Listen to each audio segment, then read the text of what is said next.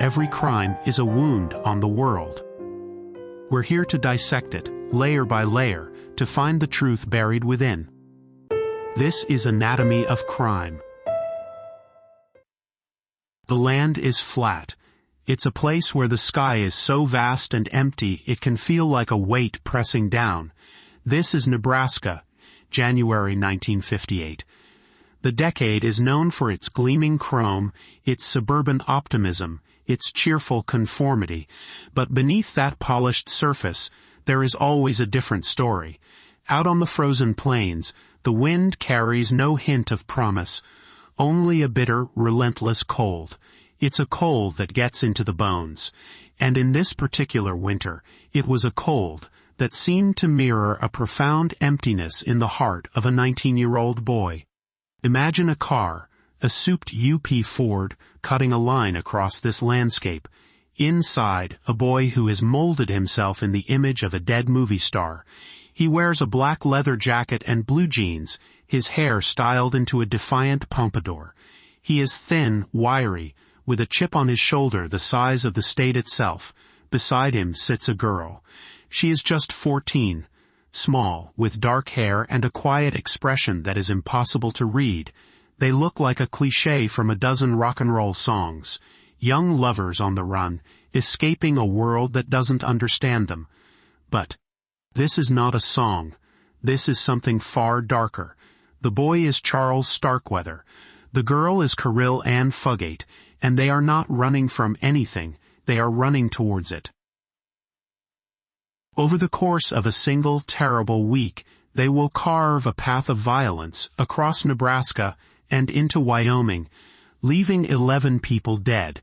Their spree will become a national horror story, a terrifying glimpse into a kind of motiveless malignity that America was not yet prepared to understand. It was a rampage that seemed to erupt from the very landscape it crossed, bleak, random, and unsparing. Today, we dissect the anatomy of that spree. We will explore the genesis of a killer fueled by a deep-seated nihilism, a young man who believed that the dead were all on the same level, and that he was the one to put them there. But more than that, we will confront the central haunting question that has lingered for over 60 years, a question that splits opinions and defies easy answers. We will examine the anatomy of a choice, or perhaps the absence of one. We will try to understand the girl in the passenger seat. Was Caril Ann Fugate the last and most tragic victim of Charles Starkweather, a terrified hostage, forced to witness unspeakable acts, or was she a willing accomplice, a cold-blooded partner in a winter of slaughter?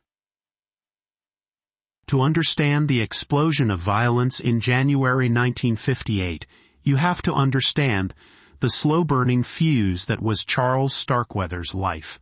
He was born in Lincoln, Nebraska, in 1938, into a world still clawing its way out of the Great Depression. His family was poor, but respectable, hard-working people in a working-class neighborhood. From the beginning, however, Charlie was set apart. He was born with genu varum, a severe bowing of the legs that made him walk with a painful, awkward gait. He also had a speech impediment, a lisp that turned his words soft and indistinct when all he wanted was to be heard. In the cruel ecosystem of the schoolyard, these were unforgivable flaws. He was a target. The other children mocked his walk, his talk, his very existence.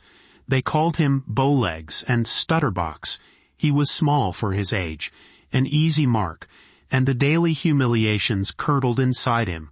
School became a place of torment, not learning. He was a poor student, his mind not on books but on survival and increasingly on revenge. He discovered that the only way to stop being a victim was to become a predator. He started lifting weights, building the wiry strength that would last.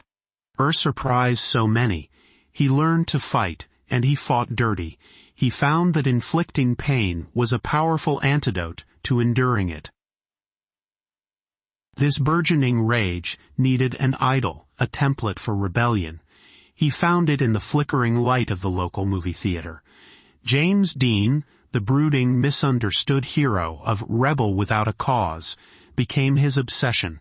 Dean was everything Charlie was not: handsome, charismatic, effortlessly cool. But Dean's characters were also outcasts, filled with a simmering anger at a world that didn't make sense. Starkweather saw himself in that anger. He adopted the uniform. The tight blue jeans, the white t-shirt, the iconic red windbreaker. He slicked back his hair, practiced the sullen poses in the mirror. He wasn't just a fan. He was trying to inhabit a skin that was not his own, to borrow a confidence he could never truly possess. But he missed the vulnerability, the wounded heart beneath the bravado of James Dean's characters. He absorbed only the defiance, the nihilism. He developed a simple, brutal philosophy that he would articulate many times. The more I looked at people, the more I hated them. He believed life was a joke, a pointless exercise in suffering, and that death was the great equalizer. The dead are all on the same level, he would say, a mantra that justified the horrors to come. After dropping out of high school, he took a job that perfectly suited his worldview. He became a garbage man. The work was physical, dirty, and isolating. It placed him on the literal margins of society, hauling away the refuse of the comfortable lives he despised. Each morning he would look into the trash cans of the city's respectable families and see their secrets, their waste, their hypocrisy. It confirmed his belief that it was all just garbage. The job also gave him a route, a map of the city that he would later use for far more sinister purposes. He roamed the streets of Lincoln in his truck, an invisible boy in a city of happy families, his resentment festering. It was during this time that he met Caril Ann Fugate. She lived on his route. He was 18, she was 13. She was from a similarly troubled working-class background. To a young girl, Charlie, with his car, his swagger, and his James Dean persona, must have seemed like an escape. He was older, exciting, dangerous. He promised a world beyond the dreary confines of her own. To Charlie, Caril was something else entirely. She was someone who didn't mock him. She was young, impressionable, someone he could mold, someone who looked at him not as a failure or a freak, but as the hero he desperately wanted to be. Their relationship developed quickly, a strange and intense bond between two deeply alienated young people. But before their story would become inextricably, fatally intertwined, Charles Starkweather had to cross a final, irrevocable line. He had to kill. It happened on a cold night in late November 1957. Charlie wanted money to buy Caril a Christmas present. He decided to rob a gas station, a small, isolated business on the edge of town. The attendant on duty was a young man named Robert Calvert. Starkweather, armed with a shotgun, forced Calvert to hand over the money, about $100. But the robbery wasn't enough. It was about power. He ordered Calvert into his car, intending to drive him out to the countryside and leave him there. But Calvert fought back. There was a struggle for the gun. In the chaotic, terrifying moments that followed, the shotgun went off. Robert Calvert was dead. Starkweather, in a panic, dumped the body on a remote road and fled. He got away with it. No one connected the garbage man to the murder. The police had no leads. For Charlie, this was a profound revelation. He had taken a human life and faced no consequences. He had asserted his will on the world in the most extreme way imaginable, and the world hadn't even noticed. The act didn't fill him with remorse. It filled him with a sense of invincibility. The murder of Robert Calvert was the prologue. It was the moment Charles Starkweather learned that his nihilistic philosophy could be put into practice. The fuse was now lit, burning its way toward the powder keg that was the Fugate family home. The new year of 1958 began. and with it, a sense of mounting tension in the relationship between Charles Starkweather and Caril Ann Fugate's family, her mother, Velda Bartlett, and her stepfather, Marion Bartlett, deeply distrusted Charlie. They saw him for what he was, an unstable, unemployed dropout with a bad reputation. He was a 19-year-old high school dropout obsessed with a 14-year-old girl.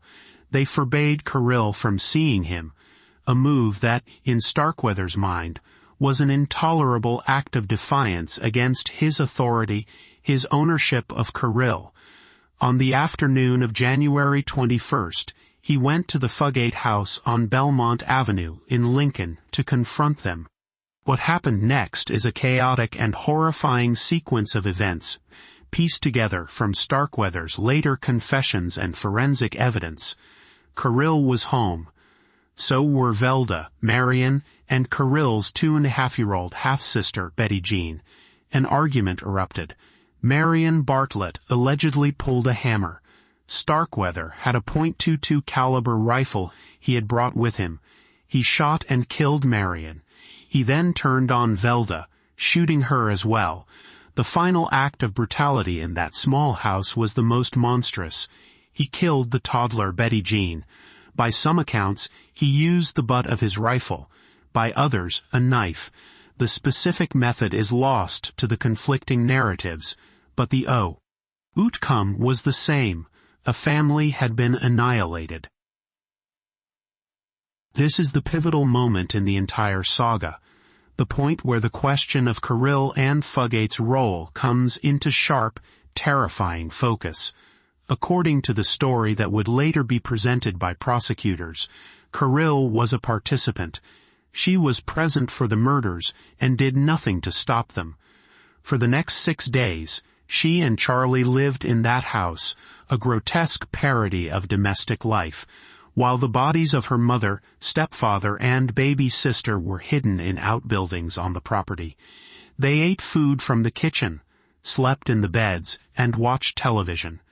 To explain Caril's absence from school and to keep concerned relatives at bay, a note was taped to the front door. Written in what appeared to be a girlish hand, it read, "Stay away. Everybody is sick with the flu." Was this the act of a cold, complicit killer helping her lover cover up their crime? Or was it the terrified scrawl of a 14-year-old girl in the grip of a psychopath who had just slaughtered her entire family before her eyes? A girl who now understood that her own life depended on her absolute obedience? Imagine the psychological state of a young girl in that house. The air thick with the secret of what lay just outside. The man who had committed the atrocity was now her sole companion, her protector, her captor. He held the power of life and death. The argument for her as a hostage is a powerful one. She was a child. The trauma of witnessing such an event would be paralyzing.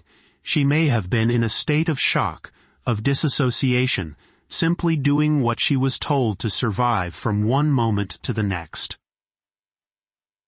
But the other side of the argument is just as compelling, and it's the one that the state of Nebraska would eventually embrace. For 6 days, they maintained this horrifying charade. Caril's older sister and grandmother came to the door, suspicious and worried. Caril, through the closed door, told them to go away, that everyone was sick. She never gave a sign of distress, never whispered for help. She could have screamed. She could have run. There were moments, it is argued, where opportunity presented itself. Her failure to act, her participation in the cover-up, painted a picture of a girl who was, at best, a passive accomplice, and, at worst, an active and willing partner. Starkweather, in his ever-shifting confessions, would later claim that Caril was the one who was most concerned about hiding the bodies, that she was practical and level-headed in the aftermath of the carnage. He would paint her as a black-hearted instigator, a modern-day Lady Macbeth in a poodle skirt. For 6 days, the secret held. The note on the door kept the world at bay. But secrets like that cannot be contained. Caril's grandmother, her suspicion growing into certainty that something was terribly wrong, finally called the police. On January 27th, when officers arrived at the house, they found it empty. Charlie and Caril were gone, and soon the horrific discovery of the bodies was made. The hunt was on, but the police had no idea they were already 6 days and 3 bodies behind. With the discovery of the bodies at the Bartlett home, Charles Starkweather and Caril Ann Fugate were no longer just a troubled couple. They were the subjects of a statewide manhunt. They had fled the house just ahead of the police, knowing their time was up. Their escape, however, was immediately compromised. Starkweather's old Ford got stuck in the mud on a rural road outside Bennett, Nebraska. They were stranded. Their first move was dictated by desperation. They walked to a nearby farmhouse, one belonging to a 70-year-old man named August Meyer, a man Charles knew casually through his family. Starkweather's initial intention may have been just to get help, but his paranoia and rage were now his only guides. He saw Meyer as a threat, a loose end. He killed him with a shotgun blast to the head. After killing Meyer, he couldn't get his car unstuck. He still needed a vehicle. This single, mundane problem, a car stuck in the mud, would precipitate the next and perhaps most infamous of the murders. As they walked away from Meyer's farm, a black 1956 Chevrolet pulled over. Inside were 2 teenagers, Robert Jensen and Carol King. They were popular, well-liked high school students, a perfect portrait of the 1950s youth. Charlie so despised. They saw a couple in trouble on the side of a cold country road and did what any decent person would do. They stopped to help. This act of kindness was their death sentence. Starkweather, brandishing his shotgun, forced his way into the car. He ordered Jensen to drive them to an abandoned storm cellar nearby.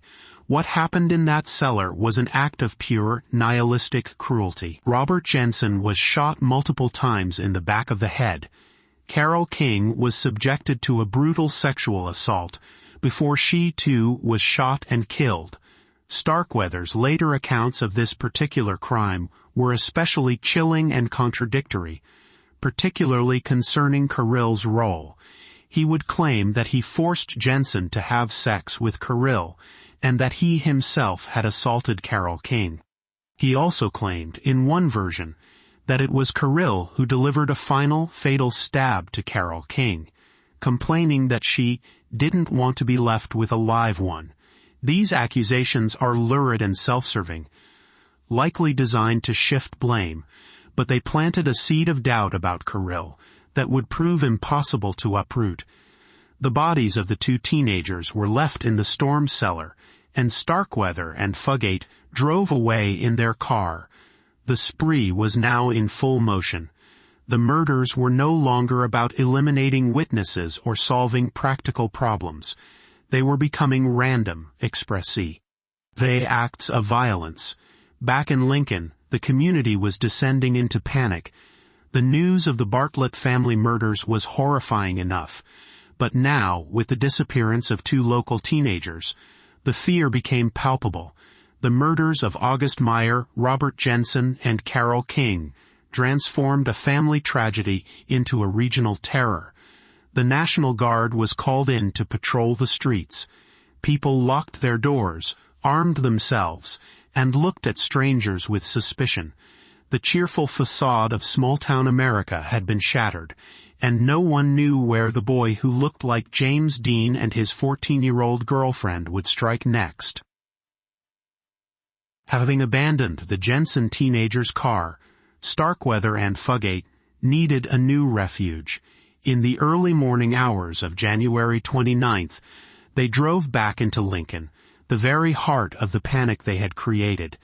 They cruised through the city's wealthiest neighborhood, a place of stately homes and manicured lawns that represented everything Charles Starkweather hated and envied.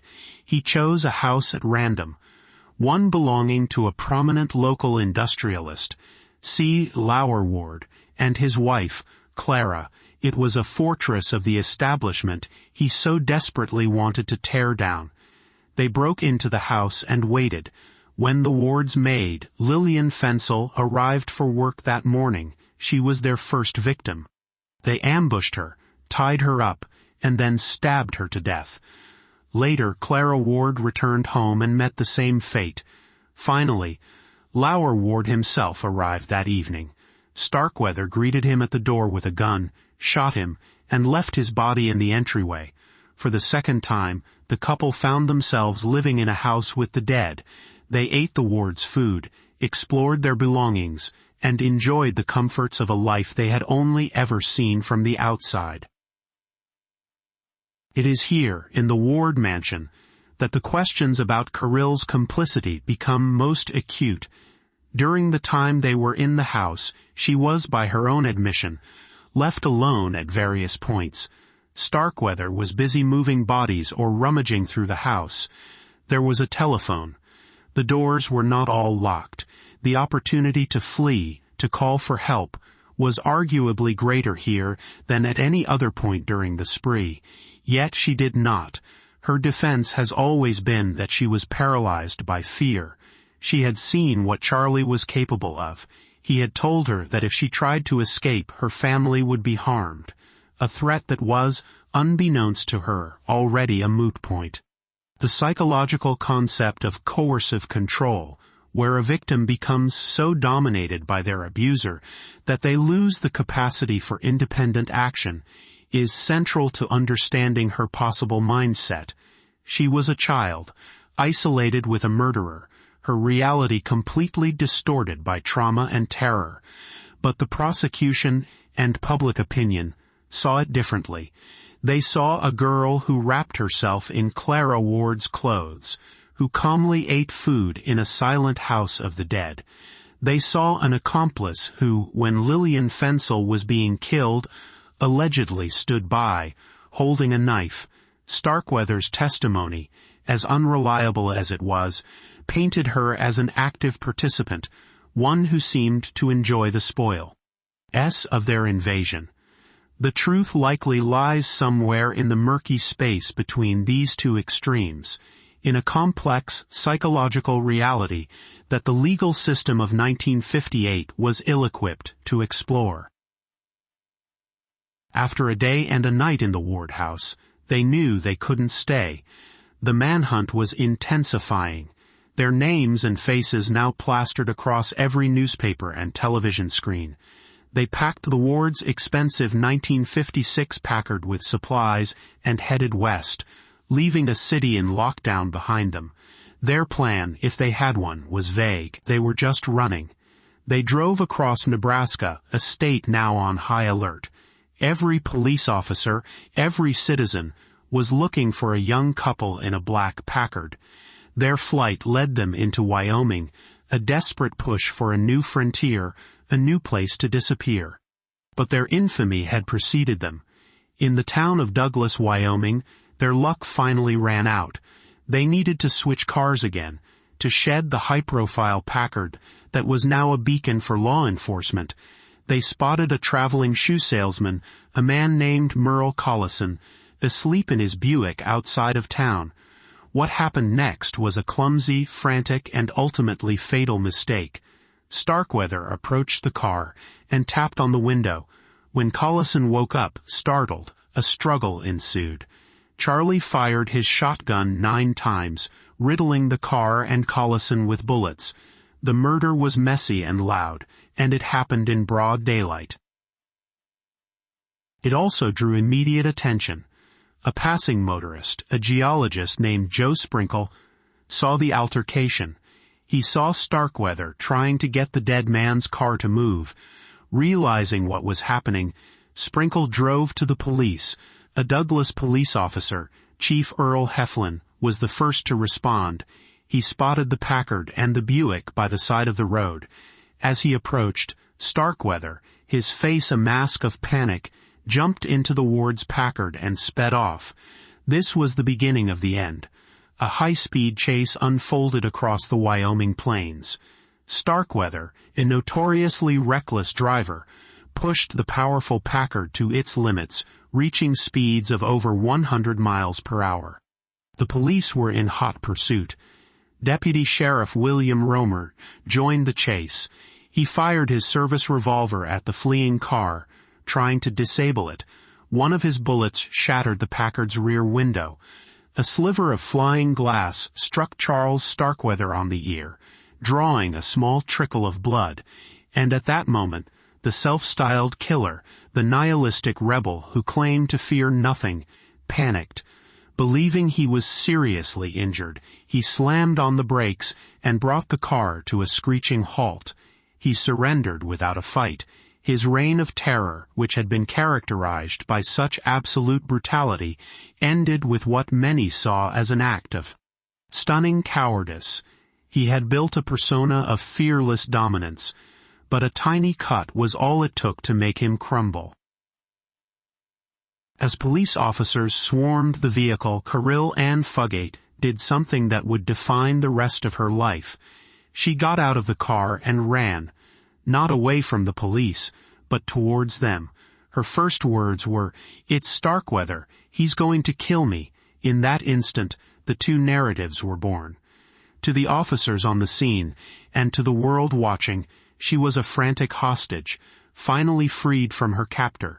Charles Starkweather was the monster, and she was his final, surviving victim. But that simple story would not last. As the interrogation began, the two protagonists of this bloody saga began to tell their own versions of the truth, versions that were irreconcilable. Starkweather, initially protective, soon turned on Caril with a vengeance, painting her as a sadistic puppet master. Caril, for her part, maintained her innocence, her story unwavering. She was a terrified girl who did what she had to do to survive. The chase was over, the killing had stopped, but the fight over the truth had just begun, and it would be fought not on the open road with shotguns, but in the courtrooms and in the court of public opinion, where the legend of Charlie and Caril would be permanently forged. The capture of Charles Starkweather and Caril Ann Fugate brought an end to the terror, but it was the beginning of a legal and media spectacle. The nation was captivated and horrified by the story of the teenage killers. Starkweather, reveling in the attention, gave a series of bizarre and contradictory confessions. At first, he seemed to cover for Caril, claiming she had nothing to do with the murders. He played the part of the lone, misunderstood rebel. But his story began to change. As the legal reality of his situation set in, and perhaps prodded by his lawyers, his narrative shifted dramatically. He began to portray Caril not just as an accomplice, but as the instigator, the more bloodthirsty of the two. He claimed she was the one who shot Carol King, that she had multiple chances to escape, but chose not to because she was having too much fun. He told reporters she was the most trigger-happy person he'd ever met. His accusations were a lifeline, an attempt to share the immense weight of his guilt, and perhaps to avoid the electric chair by suggesting he was under the influence of a manipulative young girl. His testimony was a performance, delivered with the same sullen defiance he had copped. IED, from James Dean. He seemed to enjoy the notoriety, transforming his pathetic life story into a dark American myth. Caril's experience was starkly different. She was just 14 years old, held in a juvenile facility, facing a legal system that had never seen a case like hers. She consistently maintained her innocence. Her story was that of a hostage. She claimed that after Charlie killed her family, he told her that if she didn't cooperate, his friends would murder the rest of her relatives.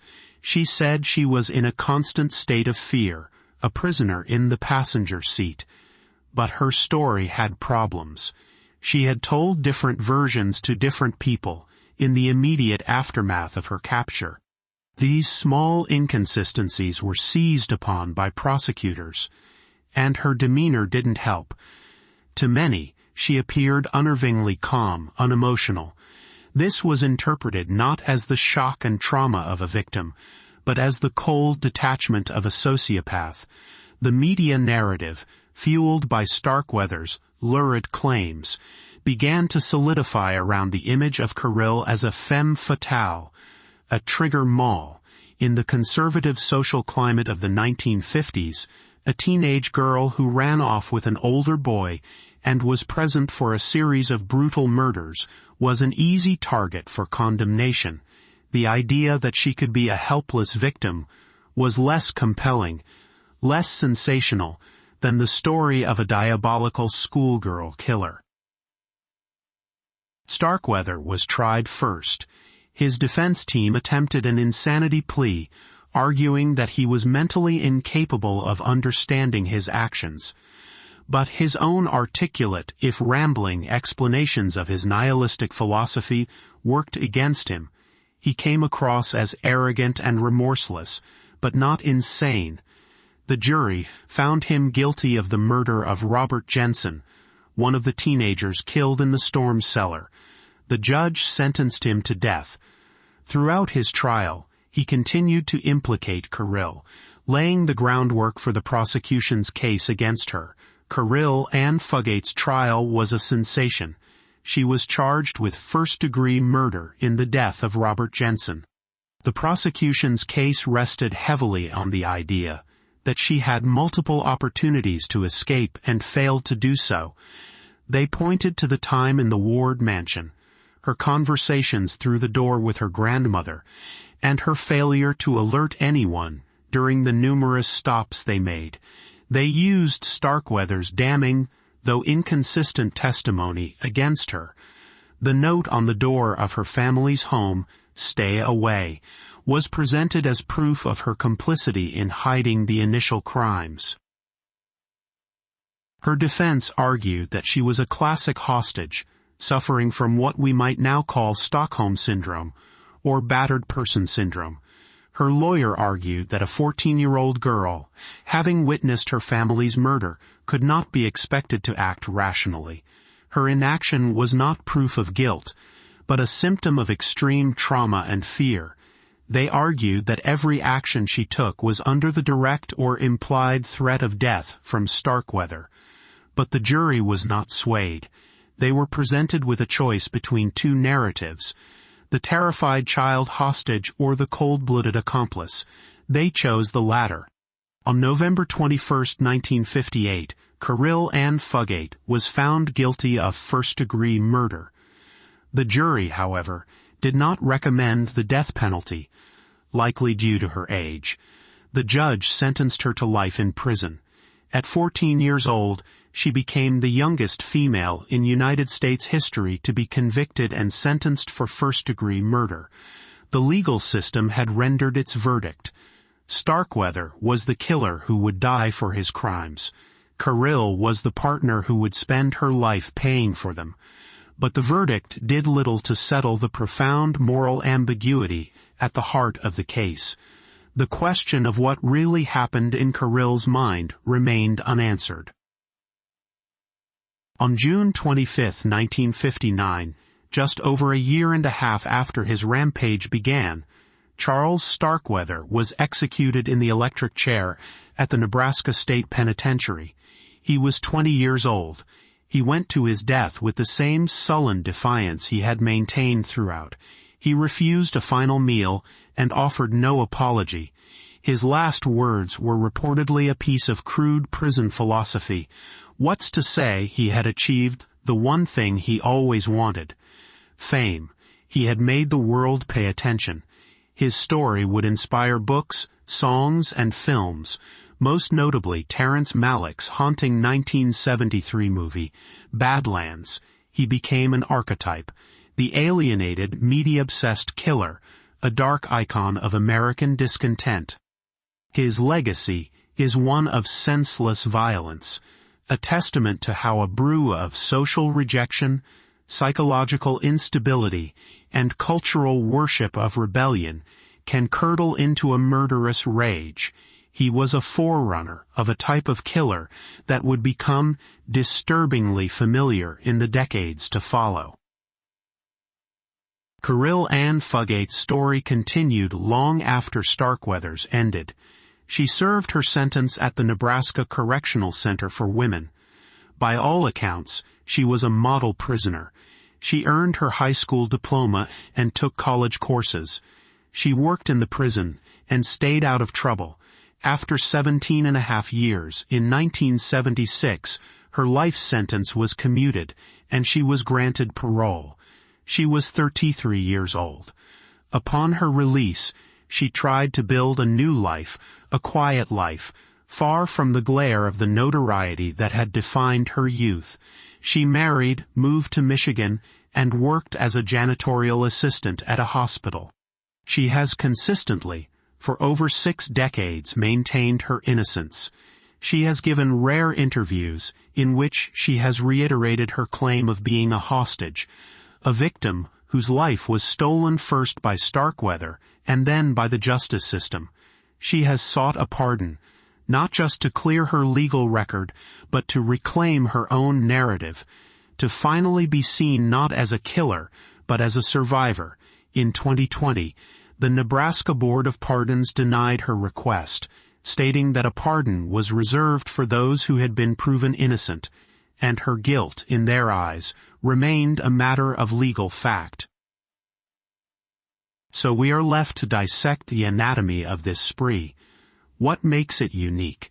It was not a crime of passion, or greed, or organized criminality. It was an eruption of pure nihilism. Starkweather killed because he felt like it, because he believed life was meaningless, and that he had the right to extinguish it. He was performing his own dark movie, with himself as the anti-hero. The spree was his script, and the victims were merely props. He represents a uniquely modern kind of killer, one who is not just committing a crime, but creating a media spectacle, a legend. He was both the author and the protagonist of his own horror story. But the most enduring and unsettling part of this case remains the girl. The anatomy of Caril Ann Fugate's mind is a territory that no court, no journalist, no psychologist has ever been able to fully map. The evidence of her presence is undeniable. The evidence of her intent is eternally ambiguous.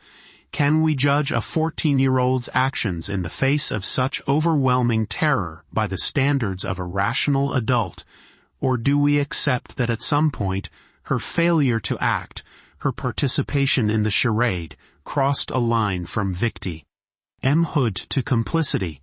She exists in that gray space, a figure of perpetual debate. The case of Charles Starkweather and Caril Ann Fugate is more than a story of a killing spree. It's a parable about the ambiguity of guilt and the elusive nature of truth.